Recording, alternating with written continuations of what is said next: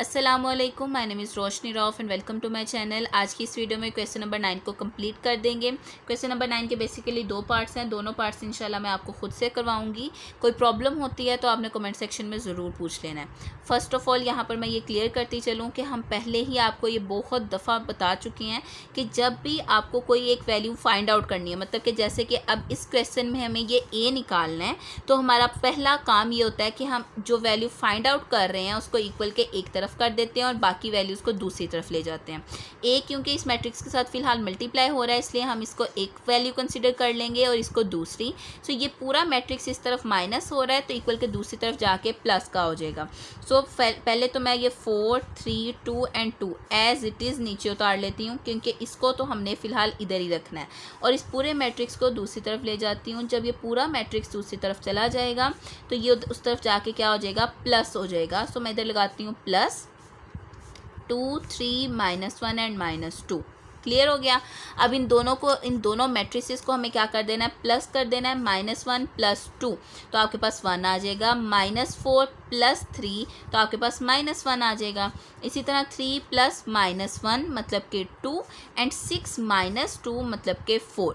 Hopefully ये आपको clear हो गया होगा। डायरेक्ट किया है, इसकी रीज़न ये है कि नेक्स्ट क्वेश्चन थोड़ा सा लंबा हो सकता है। सो यहाँ पर मैंने अपना एक स्टेप जो है वो शॉर्ट कर लिया। आप चाहो तो वो स्टेप ऐड कर सकते हो जिसके अंदर आप दोनों मैट्रिसेस को मल्टीप्लाई करवाओगे, ठीक है।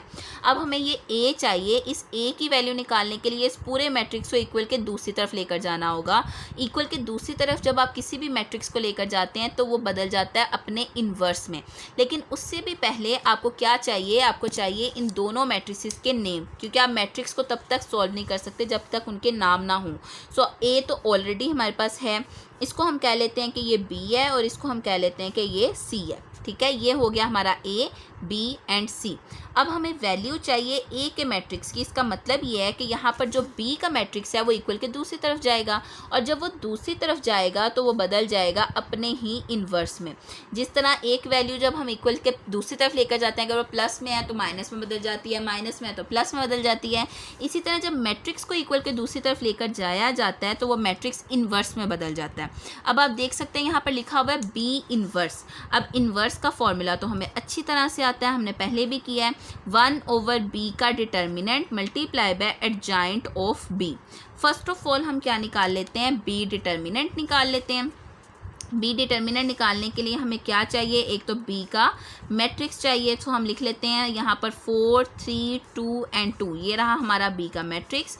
4 2s are 8 and 2 3s are 6। दोनों को माइनस किया तो आंसर 2 आ गया। ये हो गया हमारा बी डिटर्मिनेंट।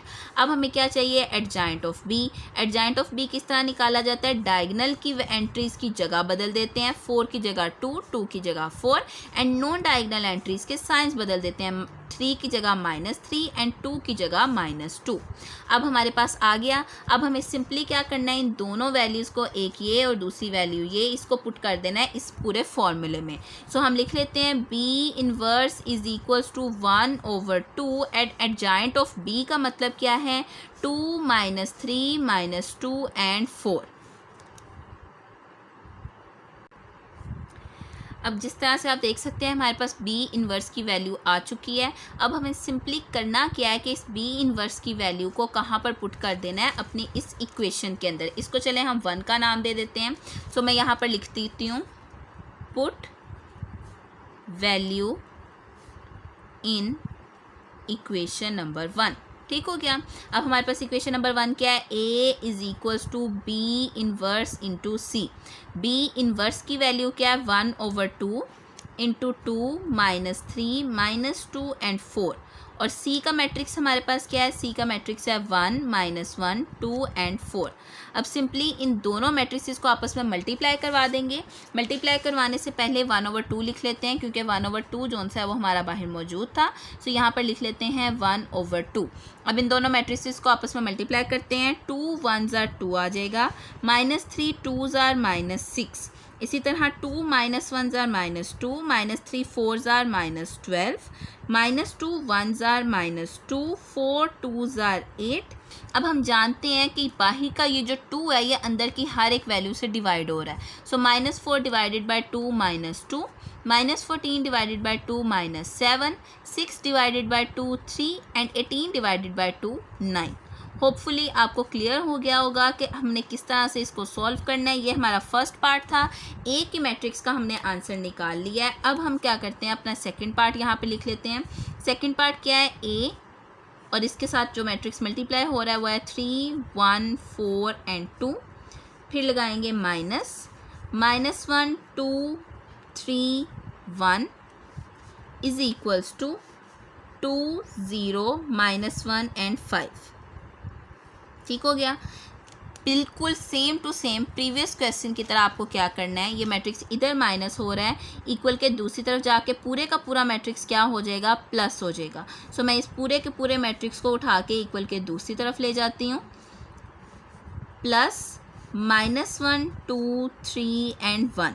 जब आप इन दोनों मैट्रिक्स को ऐड करवा दोगे तो क्या होगा, 2 -1 1 0 + 2 2 -1 + 3 2 5 + 1 6। ठीक हो गया। ये आपका मैट्रिक्स इस तरफ आ गया ए, और साथ में ये वाला ऊपर से मैट्रिक्स एज इट इज़ हमने नीचे लिख लिया। Same to same previous question की तरह अपने इन तीनों मैट्रिक्स को नेम दे देते हैं। ये तो ए ही रहेगा, ये बी बन जाएगा और इधर आ जाएगा सी। अब ये b का मैट्रिक्स जब इक्वल के दूसरी तरफ जाएगा तो b इन्वर्स बनेगा। अब एक बार ज़रा गौर से देखिएगा कि यहाँ पर जब हम b को इक्वल के दूसरी तरफ लेकर गए थे तो ये b जो था ये फर्स्ट प्लेस पे था, इसलिए इक्वल के दूसरी जगह पर भी जाकर ये फर्स्ट प्लेस पे ही रहा, मतलब कि पहली वैल्यू हमने b ही बनाई। यहाँ पर अगर देखा जाए तो b जो है वो दूसरी वैल्यू है। जब आप इसको इक्वल के दूसरी तरफ लेकर जाओगे तो ये दूसरी जगह पर ही आएगा, सेकेंड प्लेस पर आएगा b इन्वर्स। होपफुली ये आपको क्लियर हुआ होगा। अगर कोई प्रॉब्लम है तो आप अभी भी मुझसे पूछ सकते हैं। सेम टू सेम वही फॉर्मूला b इन्वर्स का हमारा आएगा 1/b का determinant multiply by adjoint of b। सो मैं डायरेक्टली क्या करती हूँ, यहाँ पर b का डिटर्मिनेंट निकाल लेती हूँ, जो कि है 3 1 4 and 2। 3 2s are 6 and 4 1s are 4। 6 - 4 आपके पास क्या आ जाएगा, 2 आ जाएगा। और अगर हम एडजॉइंट ऑफ b की बात करें तो एडजॉइंट ऑफ b का मतलब है डायगनल्स की हमें जगह बदल देनी है एंड नॉन डायगनल्स की हमें साइंस बदल देने हैं। जगह भी बदल दी, साइंस भी बदल दी है। अब सिंपली क्या किया जाएगा कि अपनी इस इक्वेशन के अंदर हम इस वैल्यू को पुट करेंगे। किस वैल्यू को, b के इन्वर्स को। अब b इन्वर्स है क्या, 1/2 इंटू 2 -1 -4 एंड 3। ठीक हो गया। ये आ गया हमारा b इन्वर्स। अब इस पूरी वैल्यू को उठा के हमें यहाँ पर पुट कर देना है। c का डिटर्मिनेंट क्या है, 1 2 2 6। तो यहाँ पर हम लिख लेते हैं 1 2 2 6। ये हमारा c का डिटर्मिनेंट है और इसके साथ हमें क्या लिखना है, अपना b इन्वर्स। अब b इन्वर्स हमारा बेसिकली है क्या, b इन्वर्स की वैल्यू है 1/2 2 -1 -4 एंड 3। ठीक हो गया। ये हमने सिंपली कुछ भी नहीं किया, सिर्फ अपनी वैल्यूज़ को पुट कर दिया है। अब ये 1/2 जो है इसको हम शुरू में ले आते हैं यहाँ पर। ठीक है, सो हम लिख लेते हैं 1/2 यहाँ पर एंड अंदर हमारे पास दो मैट्रिसेस आ जाएंगे 1 2 2 6 एंड 2 -1 -4 एंड 3। अब इन दोनों मैट्रिसेस को आपको क्या करवाना है, मल्टीप्लाई करवा देना है। 1/2 तो ऐसे ही आ जाएगा, 1 2s are 2 2 -4s are -8 1 -1s are -1 2 3s are 6 2 2s are 4 6 -4s are minus and 2 -1s are -2 plus 6 3s are 18। Clear हो गया। अब सिंपली हमें क्या करना है, सिर्फ आंसर लिख देना है 1/2 2 -6 8 करेंगे तो -6, यहाँ पर आ जाएगा 5 4 -24 -20 18 -2 16। अब हमारे पास बाहर जो साइन है, मतलब कि बाहर जो वैल्यू है 2 की, उसको सबके साथ डिवाइड कर देंगे। -6 divided by 2 -3, 5 divided by 2 5/2, -20 divided by 2 -10 and 16 divided by 2 8। और ये आ गया है हमारा आंसर किसका, ए का, मैट्रिक्स ऑफ ए का। इसी के साथ एक तो हमारा ये क्वेश्चन कंप्लीट हो गया और साथ ही साथ ये एक्सरसाइज भी कंप्लीट है।